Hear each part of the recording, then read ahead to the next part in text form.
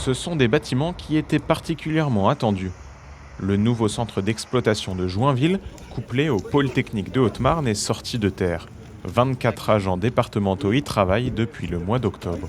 Un centre flambant neuf qui répond aujourd'hui aux besoins quotidiens avec une bonne dimension pour la manipulation des engins, pour pouvoir stocker du matériel à l'abri et pouvoir être opérationnel par les temps d'hiver et de pouvoir démarrer dans de bonnes conditions.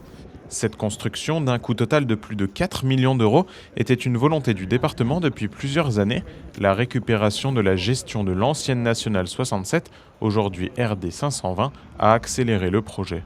Ce pôle, il est vraiment à proximité immédiate de cette route. Vous voyez, d'ici, on entend les camions de la RD 520. Donc, c'est important que nos bâtiments, que nos centres soient à proximité immédiate des lieux d'intervention. Parce qu'il n'y a pas que des travaux, il y a des interventions à l'occasion d'accidents, en matière quand on agit lors de la viabilité hivernale, mais aussi lors d'une chute d'arbre. On a besoin d'être au centre d'un périmètre d'action. Et ici, on est vraiment à Joinville, la tendance est Joinville plus exactement, au centre d'un périmètre d'action. La volonté est toujours la même, sécuriser l'ensemble du réseau routier du département pour réduire les risques d'accidents. C'est la mobilité des Hauts-Marnais, c'est aussi la sécurité routière. Et d'ailleurs, je peux vous l'annoncer, l'année 2025 sera vraiment une année où on va se mobiliser sur les questions de sécurité routière. On a eu trop d'accidents en 2024. On a eu encore un accident hier mortel.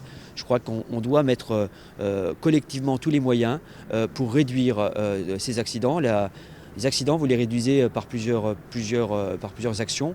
L'entretien de vos routes, mais aussi plus de signalisation, mais aussi un certain nombre de protections pour les motards. Voilà, il faut sécuriser la route, mais aussi l'environnement de la route.